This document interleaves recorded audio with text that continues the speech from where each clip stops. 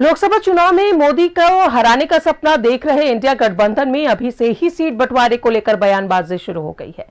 कांग्रेस ने एक बार फिर 9 सीटों पर दावा ठोका है, जबकि जेएमएम ने कहा है कि झारखंड में उसकी भूमिका बड़े भाई की है और 2019 में राज्य की जनता ने यह तय कर दिया था।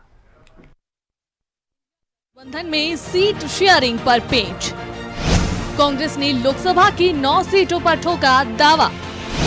जेएमएम ने कहा बड़े भाई की भूमिका में पार्टी।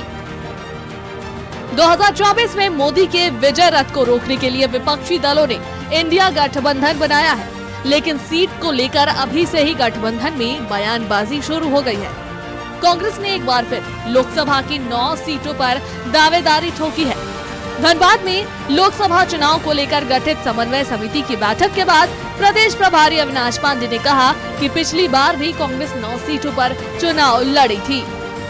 9 सीटों पर कांग्रेस पिछले बार भी लेकिन अंतिम निर्णय जो भी है उसके ऊपर में ना मुझे कंफ्यूजन है, ना हमारे मित्र पक्ष को कंफ्यूजन है। 2019 में 9-4-1 के फॉर्मूलों के तहत हुआ था सीटों का बंटवारा। कांग्रेस को मिली थी 9 सीट, जेएमएम को 4 और आरजेडी को 1 सीट। कांग्रेस ने अपने हिस्से की 2 सीटें जेवीएम को दी थी। 2024 में भी कांग्रेस 2019 के फॉर्मूले पर चाहती है बंटवारा। लोकसभा की 9 सीटों पर दावा ठोक रही कांग्रेस के अपने दावे हैं, लेकिन जेएमएम ने कहा है कि झारखंड में उसकी भूमिका बड़े भाई की है। कि झारखंड मुक्ति मोर्चा झारखंड में बड़े भाई की भूमिका में है और निश्चित रूप से हम अपने दायित्व को भी समझते हैं और अपने कर्तव्य को भी समझते हैं। इंडिया गठबंधन की जब बैठक होगी तो उस बैठक में माननीय पार्टी के कार्यकारी अध्यक्ष भी सम्मिलित होंगे और जो भी निर्णय उस बैठक में ली जाएगी उस निर्णय के साथ पार्टी के सभी स्तर के कार्यकर्ता चलेंगे। बड़े भाई हैं और रहेंगे, लेकिन बड़े भाई हैं, हम बड़प्पन दिखाना भी जानते हैं।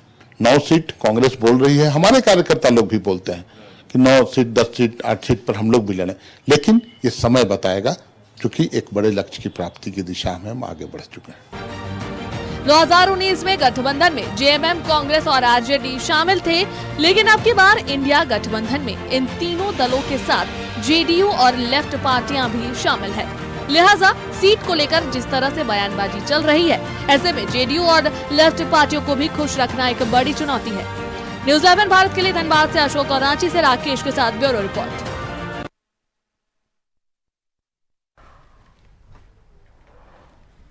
सीधा जुड़ेंगे धनबाद से सहयोगी अशोक हमारे साथ मौजूद है। अशोक, 2024 की तैयारी जोर शोर से चल रही है। अगर कांग्रेस के सीट शेयरिंग की बात करें लोकसभा चुनाव को लेकर, तो जो सीट शेयरिंग 2019 का फॉर्मूला था, उसी फॉर्मूले पर कांग्रेस एक बार फिर से चुनाव लड़ना चाहती है, 9 सीटों पर चुनाव लड़ना चाहती है। जेएमएम की अगर बात करें तो जेएमएम को भी मुझे नहीं लगता इससे कोई प्रॉब्लम होनी चाहिए, क्योंकि जेएमएम ने भी साफ तौर पर कह दिया है कि लोकसभा में झारखंड में वो बड़े भाई की भूमिका में है और 2019 के जो फॉर्मूला है वो उस फॉर्मूले पर ही बात बनेगी। बिल्कुल, देखिए जो जिस तरह आज समन्वयक समिति की जो बैठक चल रही थी, उस बैठक में यही निर्णय लिया गया कि आखिर प्रत्याशी कौन होगा। प्रत्याशी का तो लोग खाता नहीं खोल पाए और नाम भी नहीं बता पाए। इतना तय जरूर हुआ कि जो है स्थानीय ही प्रत्याशी होगा। और दूसरी बात, जो सीट शेयरिंग की जो मामला है, सीट शेयरिंग इन्होंने कहा कि हम 9 लोकसभा सीटों पर चुनाव लड़ेंगे। सवाल यह खड़ा होता है कि INDIA का जब गठबंधन हो गया, जब बन गया, तब वो फैसला करेगी कि आखिर कितने सीटों पर शेयर कौन पार्टी करेगा। तो सवाल यही आके फंसता है। भले आज कांग्रेस ने दावा कर दिया कि हम 9 सीटों पर चुनाव लड़ेंगे, वो अलग बात है, लेकिन ये अपनी जो है सूचना इन्फॉर्मेशन जो भी है आपको वरीय नेता को देंगे, राहुल गांधी को देंगे, सोनिया गांधी को देंगे। खुद राजेश ठाकुर प्रदेश अध्यक्ष भी उसमें मौजूद थे, उन्होंने भी स्वीकारा कि नहीं 9 सीट पर हम चुनाव लड़ेंगे।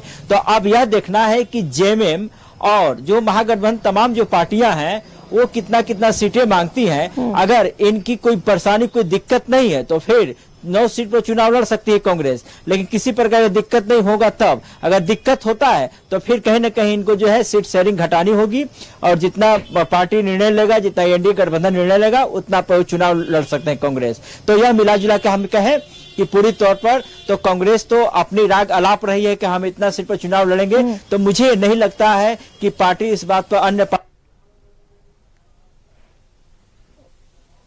अशोक, आपकी आवाज हमें नहीं मिल पा रही है। आवाज आ रही है क्या? चलिए जी, अपनी बात को पूरी करें। इनके पास 29 पार्टियां हैं आईएनडीए के पास, तो विभिन्न राज्यों में अलग अलग पार्टियां हैं। विभिन्न राज्यों के हाई कमान से बात की जाएगी। अगर हाई कमान जो निर्णय लेता है और उसके बाद जो है सीट शेयरिंग का मामला हो सकता है। राजदा बिल्कुल अशोक, अब सीट शेयरिंग 2019 के फॉर्मूले की बात करें तो 2019 में 9 सीटों पर कांग्रेस, 4 में जेएमएम, 1 में आरजेडी थी, लेकिन इस बार इंडिया गठबंधन में कई और पार्टियां शामिल है। तो जाहिर तौर पर अगर लेफ्ट और जेडीयू की बात करें तो ये मुमकिन है कि उन्हें भी सीट चाहिए होगी।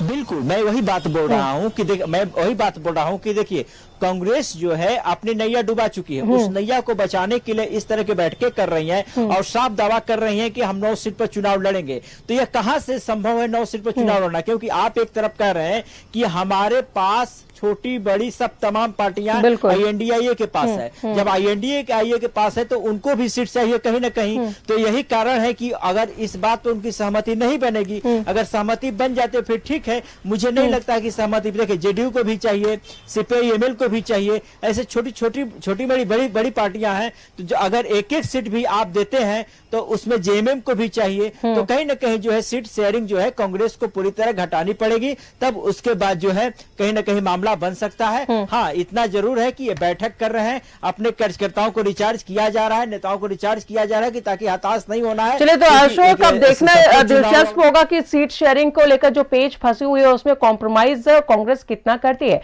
बहुत बहुत शुक्रिया आपका अशोक, तमाम जानकारियों के लिए।